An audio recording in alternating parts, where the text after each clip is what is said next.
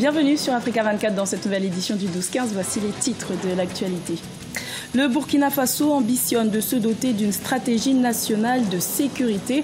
Un forum national sur la sécurité se tient jusqu'au 26 octobre, le premier du genre depuis l'indépendance du pays en 1960.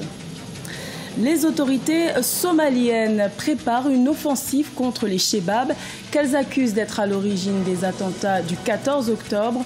Le président somalien a débuté une tournée dans la Corne de l'Afrique. Et l'adhésion du Maroc à la CEDEAO devrait se faire en décembre 2017. Mais avant son entrée, le pays a décidé de libéraliser le dirham, sa monnaie nationale. Les détails dans cette édition. Mais tout d'abord, au Kenya, la Cour suprême n'a pas pu statuer ce mercredi 25 octobre sur le recours concernant le report de l'élection présidentielle au-delà de la date du 31 octobre. Le président de la Cour a estimé qu'il n'y avait pas assez de juges disponibles pour traiter le dossier, sachant que 5 juges au minimum sont nécessaires. L'élection présidentielle devrait donc se tenir comme prévu ce jeudi 26 octobre. Au Libéria, le candidat arrivé 3e avec 10% des voix à l'élection présidentielle du 9 octobre conteste les résultats. Charles Brunskine a demandé à la commission électorale d'annuler le premier tour de ce scrutin. S'il n'est pas entendu par la commission électorale avant le 26 octobre, il compte se tourner vers la Cour suprême pour suspendre le second tour du 7 novembre. Par contre, s'il obtient gain de cause, alors les 20 candidats seront à nouveau soumis au vote des Libériens. Garantir la paix et la sécurité pour un développement durable du Burkina Faso, c'est le thème du premier Forum national sur la sécurité qui se tient du 24 au 26 octobre à Ouagadougou, le premier exercice de ce genre depuis l'indépendance du pays en 1960. Reportage de notre correspondant Jean-Paul Ouedraogo. Garantir la paix et la sécurité pour un développement durable au Burkina Faso, la nécessité d'une réforme du secteur de la sécurité, c'est sous ce thème que s'est ouvert ce mardi 24 octobre 2017 à Ouagadougou le Forum national sur la sécurité. Bien plus qu'un droit fondamental reconnu par la Constitution, le Forum premier du genre depuis l'accession du pays à l'indépendance en 1960 se veut un cadre juridique et institutionnel en réponse aux multiples défis sécuritaires liés au contexte sous-régional.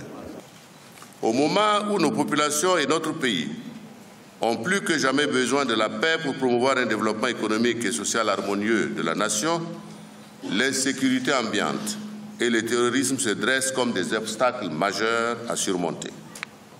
C'est pourquoi, afin de renforcer les institutions de la République, il nous faut faire du secteur de la sécurité un vecteur du renouveau démocratique dans le respect de la Constitution et des lois et règlements en vigueur. Et pour déterminer des axes stratégiques à même de servir de rampe pour l'élaboration d'une stratégie de sécurité nationale, 600 participants, parmi lesquels une vingtaine d'experts des Nations Unies, de l'Union européenne et des représentants d'institutions de sécurité nationale et internationale, prennent part aux présents travaux. Il est attendu des consultations, une offre sécuritaire nouvelle qui tienne véritablement compte du rôle de nos populations, quelles qu'elles soient, dans la prévention et le règlement des conflits, mais aussi dans la consolidation de la paix. Nos attentes, c'est que de ce forum-là sortent des propositions fortes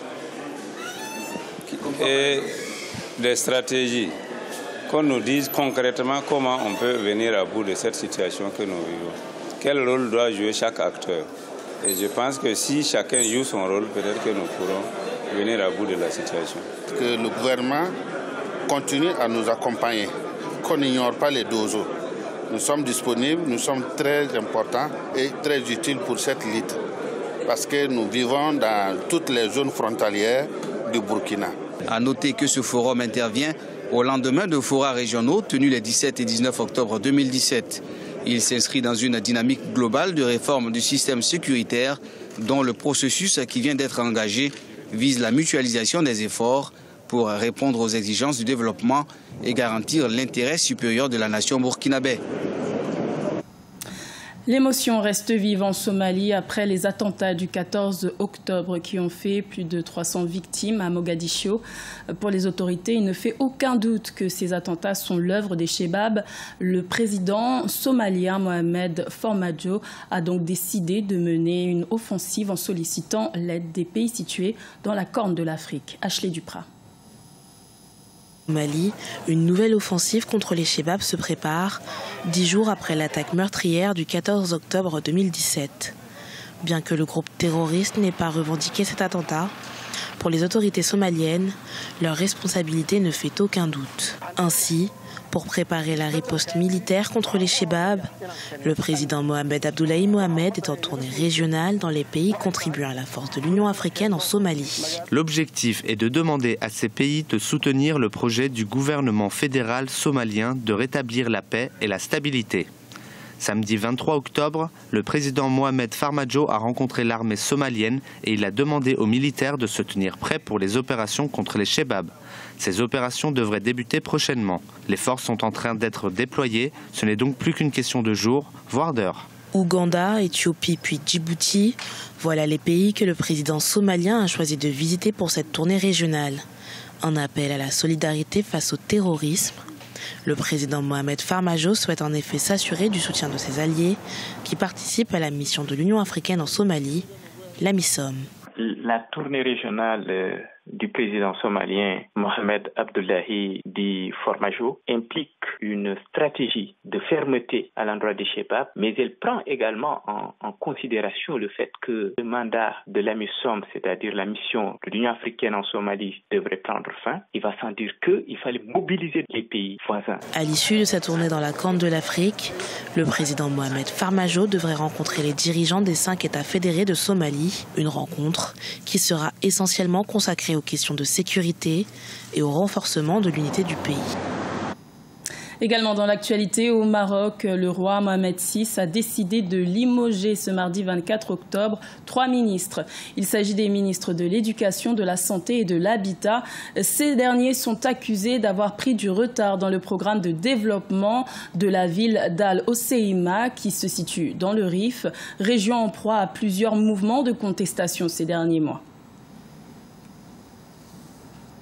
Et sur l'aspect économique, le Maroc est en pleine libéralisation de sa monnaie nationale. À quelques mois de son entrée dans la CEDEAO, le pays est en train de mettre en place un système de flexibilité du dirham. Sharon Kamara. Au Maroc, la mise en place de la réforme sur la flexibilité du dirham se concrétise. Après une année 2016 plutôt tendue, la croissance économique du royaume chérifien est maintenant relancée et devrait atteindre un taux de 4,8% en 2017. Le Maroc a fait beaucoup de réformes économiques ces dernières années et a beaucoup investi dans la modernisation de son économie.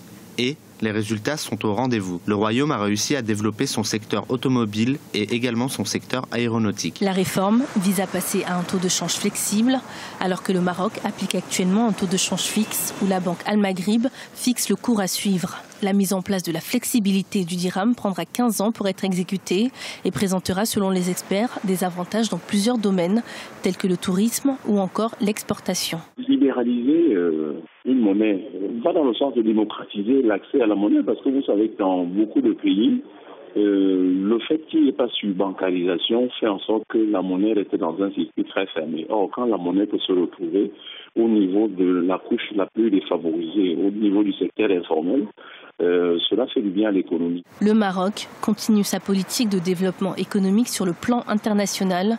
En effet, l'annonce du passage au taux de change flexible se fait au moment où le royaume chérifien prépare son entrée imminente au sein de la communauté économique des États de l'Afrique de l'Ouest. Au Rwanda, la capitale Kigali pourrait faire face à un déficit de plus de 300 000 logements en 2020. Les logements actuellement disponibles présentent parfois des prix trop élevés. Les autorités ont donc décidé de faire appel à des investisseurs pour construire des logements décents à des prix abordables. Reportage de notre correspondant Fraterne Dakeisenga. Mourera Tonis est une mère célibataire de 3 enfants. Elle a récemment bénéficié d'une maison neuve avec 64 autres familles vulnérables dans un village modèle situé dans le secteur de Gikomero, l'une des zones rurales de la ville de Kigali. Je suis très contente et ça m'a pris du temps pour réaliser qu'une personne comme moi puisse vivre dans une si belle maison. Avant, je vivais dans une maison plus petite et pas conforme, au point où lorsqu'il pleuvait, il était quasiment impossible pour les enfants et moi d'y dormir. On était constamment inquiets et on ne pouvait rien y faire.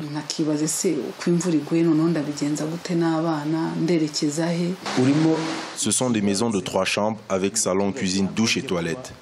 Le village dispose de tout le nécessaire pour que les citoyens puissent bénéficier de tous les services de base. Il y a un marché, une école, un atelier de menuiserie et même un poste de santé. Notre gouvernement tient à ce que chacun puisse s'épanouir, même le plus pauvre. Selon les autorités rwandaises, ceci est un modèle de village et de maison que le citoyen moyen doit habiter à Kigali. Seul problème, tout le monde ne peut pas avoir plus de 10 millions de francs rwandais pour acquérir une telle maison et le gouvernement ne peut pas offrir des maisons à plus de 60% de toute la population de Kigali. Celle-ci a besoin de logements abordables selon le rapport de la mairie de la capitale rwandaise. Tout citoyen qui commence la construction d'une maison d'habitation doit se conformer aux normes du plan directeur de notre ville. L'un des problèmes qui se présentent est que cela coûte très cher pour la plupart des Kigalois, mais on collabore étroitement avec les investisseurs étrangers et notre secteur privé pour essayer de remédier à cela.